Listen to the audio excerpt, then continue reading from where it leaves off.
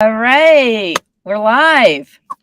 Just let me, I just want to look at my Facebook here because make sure that I get any comments that might questions or anything that's coming up. So I just want to get there. There we are. Okay, perfect. Okay, we're a little bit early, but we always have to start a little bit early. And I just want to introduce, she's a past client, Marilyn Listvan. And Marilyn, you live in Adina, right? Edina. Edina. Edina always seems like something you should take antibiotics for. Some kind of. But you grew up in Long Beach, you grew up in North Long Beach, and you love Long Beach. I do. I miss it being out here in Minnesota, but today the weather is very much like Long Beach. We're And I think that, when I first got out here from New Jersey, I used to say, "Oh, you guys just don't know what a spring day is like, right? That first spring day." But now I'm like, yeah, but now it's beautiful. Like we have like constant spring days. So. There's that. Yeah, but it is true. I mean, I think that going through the winter and having those change of seasons there's something to be said for that. Well, we've had a very long, cold spring, so I might disagree with you there. It's easy for me to sit here and say this, huh? It's old after a while. Yeah, but the reason that I asked Marilyn to come on, well, there's a few reasons. I think we've always enjoyed each other. We've always had great conversations, and I thought, well, we're just going to share a conversation with everybody. But a trust sale next week. I'm having Jennifer Sauday, who's an attorney, and I'm having her on. So I'm going to have more just those meaty questions, and I'm hoping that if you people out there listening, if you have questions. But I thought, you know what, let's just tell the story of Marilyn going through the trust sale on her family home. Okay. My mom had been ill for a while, and I'd been coming back and forth to Long Beach to help take care of her. And when she passed away in 2017, then I was the successor trustee. So that became a whole different level of paperwork, but not bad. Mom and Dad had set up a trust. They had documented me as the successor trustee, my brother as the next successor trustee if I decided to bail. But I didn't, and there was a bit of a flurry of paperwork just setting that piece up. But the actual house sale, which was a couple years later since I had to clean out the house that Mom and Dad had bought in 1949. So there was I'm a genetic pack rat. I come by it honestly. So there were lots of treasures to go through, and at the I contacted Michelle because she's just great, and so she helped walk me through some steps, like just knowing contacts of somebody to sand the floors and refinish, because I wanted to leave the house nice for the next family. And it was, I actually had a contact independent of Michelle for painting, but the floor guys were great. My painter, who was just like 2 blocks over in North Long Beach, was great. And so there were other little last minute things like a small leak in a gas pipe for the dryer out to the garage. Normal kind of household things, but they all seem to come at the end of when you're trying to do a project. Yeah. But as far as the sale, I went through paperwork with Michelle. She had the escrow person. It was all that part was very easy. Yeah, and we talked yesterday briefly, and I said, a lot of people who are the successor trustee, and every trust is different in every way somebody approaches it. There is no really set way for a trust sale to happen when your mom and dad took the house and they put it in a trust, and then once they passed away, the home was in the trust. And when she's saying she's the successor trustee, she's the one that did the paperwork to sell it, but you had a separate bank account, right, that was just for the trust. And Absolutely. that will and the will is tied to the trust and said to you, okay, this is what we want to happen with the proceeds from any money that was left from the house sale of the house, or anything like that. And I think that some people get very nervous about it, and it is nerve-wracking. I mean, I totally understand it. And I said, but you were so calm, and what did you tell me yesterday? I don't remember what I You told you you yesterday. said you were like, "No, I was not." You're like, "No, I was not that calm and not Right. nervous." I Well, said, "Oh, you did a very good job." well, in point of fact, I did not find a will for my mom. It was strictly based on the trust. So you don't necessarily have to have a will. And everything was really identified within the trust. My dad had passed away like 20 years before. So mom had already been like the survivor trustee. So there had been already some paperwork and she had changed a little bit. So when I took over, and I miss her, but she had put things in good order. So that was pretty straightforward. It was pretty straightforward. Yeah, I think, when you have something in a trust and you're the trustee, I've seen where some attorneys have, like, on the last page of the trust, like, a step-by-step guide for the successor trustee, which, there's not really that many steps to it, but they are important steps.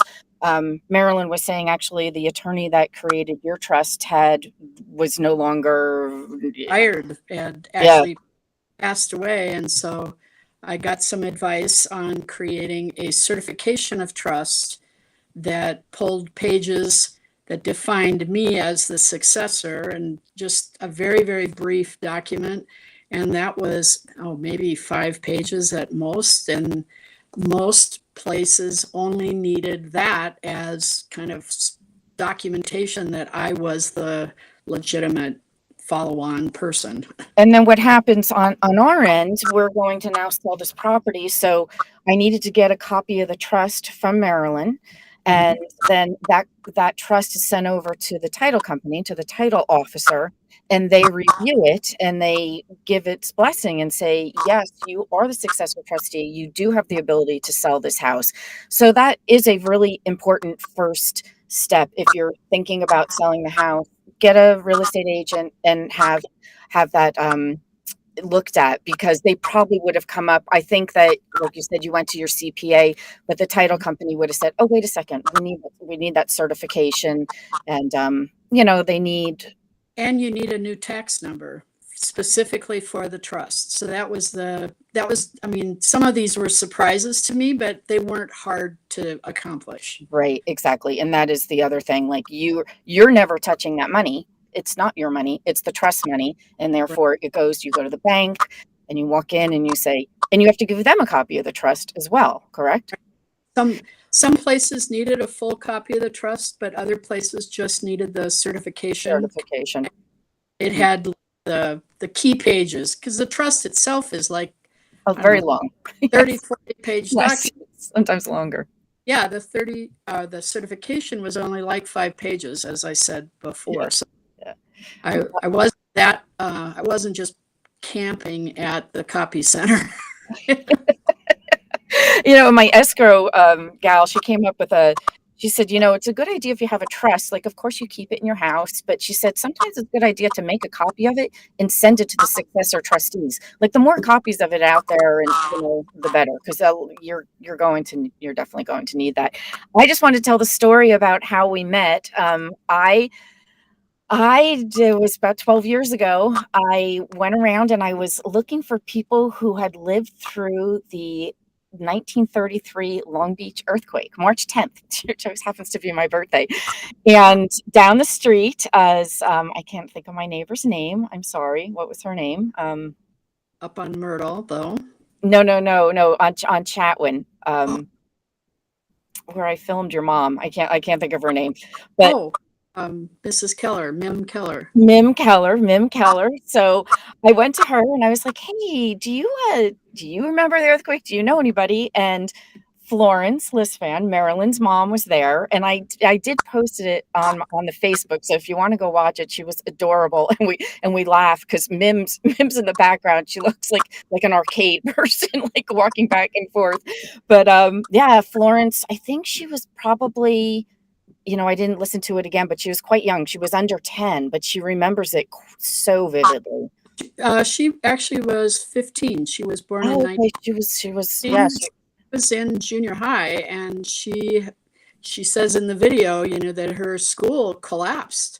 They were just lucky that it happened at 6 p.m.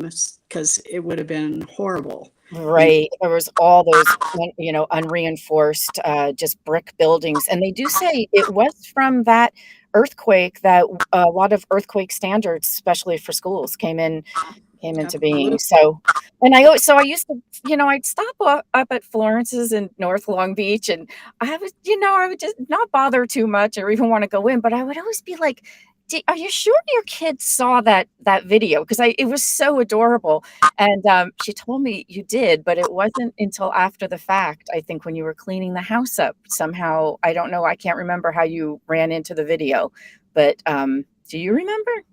Uh, I think mom gave me your number while she was still alive. It wasn't cleaning the house. It was Oh, long. okay, okay. It was shortly after you posted it. Mom told me because she was so excited that she'd gotten filmed.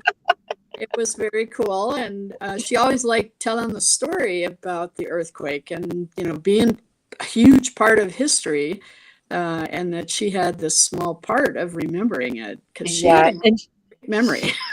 she had a good memory. She was sharp, and also, back to her being a pack rat. I mean, it was so cool the things that you kept finding in that house. So she had good memories for us. She had good hard things for us to hold on to from the North Long Beach and Long Beach area. Yes, yes, and photos from when she was a kid. I have a picture because she was born in Oklahoma, but then moved out. They moved to Long Beach when she was only 2. And I have a picture where she's like in overalls. She maybe was 13, so it might have been pre-earthquake. They're on their way back to the farms in Oklahoma, and they look like Dust Bowl folk because there's this old wonderful kind of station wagon Model T type car, and the whole family is standing in front of it. And mom was, I guess, a tomboy like me, so never gave me too bad of a hard time. She was great. She was just wonderful.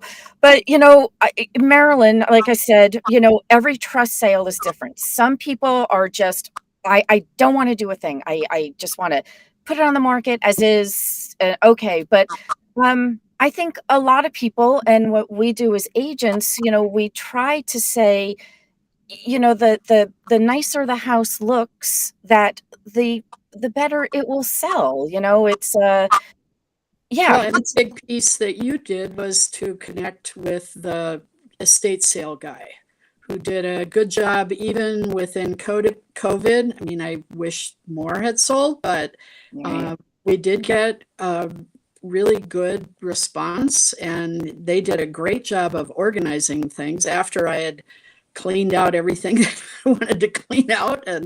Uh, and then literally, I had told him I'd need the house empty wall to wall, and it was. So it was ready for the floors to be done and for the painting to be done. And that was huge. I was just in the process of, getting to that point where you're overwhelmed of Yeah. what next. What next to do? Yeah, I don't think people maybe realize that when it's Tom Tannenbaum is, the estates, and I think he did a fantastic job. That right, when you give that house to them, you're walking away from everything. They're saying to you, "You can't have anything else in here anymore. You've decided," because they're gonna do all this work organizing, and then when they leave, they do a broom sweep up, and it is vacant, it is ready to go, and then it makes it very easy for So you had your own painter, but normally I come in with a painter, sometimes the flooring, and then clean it up. And staging is very key. I Your highly, sta- highly encourage it. your stager made the house look amazing, amazingly up to date. It's like, oh, I wish mom could have seen it. She would not have recognized it. And it just looked so fresh. And And right, furniture, and even though we didn't redo the kitchens, and I loved the bathroom. It was the green black tile. Don't get me going about about bathrooms. But yeah, just if it's I always say if it's old, it's fine as long as it's clean, right? right? So it's just it's real estate 101. Paint is inexpensive, even in the scheme of things. I've moved over to Compass, and what I like about Compass, I really think there's other brokerages doing this, but I really think they're on the forefront of it's the concierge, where if we want to get this work done to this house, there's no money in the trust, or you don't there you want to get this work done, but there's the money's an issue. Well, what we can do is we can loan the money, interest free, but just sort of a stopgap, get the work done, and at close of escrow, then that money's taken out and paid back to the brokerage. But I think it's a win-win-win for everybody. It's increases the price, it sells faster, the buyers are going into wasn't it nice that it was a super young couple that bought that house, and right, Well, you're just like, oh, nice. you had like 12 offers for me to consider, and it was only up for 4 days, I think. So that was amazing in and of itself. And I think it would not have been like that had it not We been had from. done right if we had just gone out just like as is. Yeah, and I just have to say it was a very cute Spanish up in North Long Beach, and I don't know if you guys out there realize that there's a lot of really cute Spanish houses up in North Long Beach. And so That whole area was being built up in like the 1930 timeframe, late 20s and 1930s, and they are built like tanks. It is a solid, ours was a solid house, and there's a lot of them out there. yeah, yeah, no, yeah, even the ones that are built in the 50s, it's there's some really, really good houses up in North Long Beach, and Well, all and of they weren't Long Beach. better either. They were, the kinds Yes. of places that are being built today. It's like if you're not feeling well at night coming back from somewhere, you might walk into the wrong house because they all look the same. But They all North look the Beach same. has personality. And I liked that too. So, all right. Well, I guess, the title of my thing was What is a Trust Sale? And a trust sale is when, for our end, when somebody has passed away and left the home in the trust, and we're usually dealing with a family member, a successor trustee. Sometimes there's one, sometimes there's two, sometimes there's three. Sometimes attorneys I've done where I've had 15 different people on the trust, and so I had to deal. Yeah. Oh my gosh. Yes, that was a crazy one. Me and the attorney got very, very close. But but if I highly recommend if you own a home that you get it into a trust. If because if it's not, you're setting yourself, or not setting yourself up, you're setting your family up for just a hard time on getting that house sold. So It, it while made it's it a easy. I can't imagine what it had been like if I had to go through probate and all of that. So Right. It's nerve-wracking enough just talking about those few pieces we talked about to put together, but now, if you had to start from ground zero, yeah, it would really be. But like I said, next Friday, next go live Long Beach. It is an attorney, so we'll probably, drill down in and have a more technical type of conversation. But it was I thoroughly enjoyed Marilyn, and we had such a good time. And the fact that I knew Florence and, had a connection with her, it was quite special. it certainly made working with you super easy, Michelle. I really Aw, appreciate all the work you did. aw, you're so sweet. You're so sweet. All right, I can't think of anything else. Are we good? I think so. All right, I think we're I due. Okay. even did I've even got the taxes done for this year that involve the sale of the house. So So that's it then. Is that will be it? The last taxes for. well, yeah, it should be certainly for the house. Mom had some investments, and I just have to figure out how to divvy those up now between myself and my brother. That's about Okay. it. So, All right. Oh, that's right. You needed the seller statement, correct? When to do the taxes. Was that you that asked that? yes, yes, Yeah. yeah, Right. because I needed the original Sell. price, the estimated price when Mom passed, and then all the seller comment or all the seller expenses and that sort of thing. And plus, I Right. had that would actually be the concierge advantage, is those numbers of what got spent would all be on the closing statement, whereas I had separate checks and as well as some things that showed up on closing. That's So, I never thought of that. I love that. Yes. okay, Another reason to use me in Compass. There you go. there you go. Um, Well, thanks, yeah. Michelle, for letting me share my experience. Yeah, it was good seeing you because, you're all the way in, yeah, Minnesota. I'm not going there, and if you I don't know if you ever come in, but if you do, call me. Actually, I'm going to be out in June, early June, for a high school reunion of all things. Oh my goodness. So where did you graduate from? Lutheran High School, it was in Inglewood, California. It's not, it got sold shortly after I graduated from high school, which was like, 300 years ago, it seems. Would you have gone to Jordan if you I went? absolutely would have walked to Jordan at the Beehive hairdos and all of that. So I saved a lot of money on hairspray, I think, by going to a Oh my gosh, you're awesome. You're awesome. Yeah, all right. Well, go enjoy a spring day out there, okay? It is spring finally. Thanks. And Good. you enjoy your perpetual spring. Thank you. Thank All you. right. Take Bye-bye. care. Bye. Bye.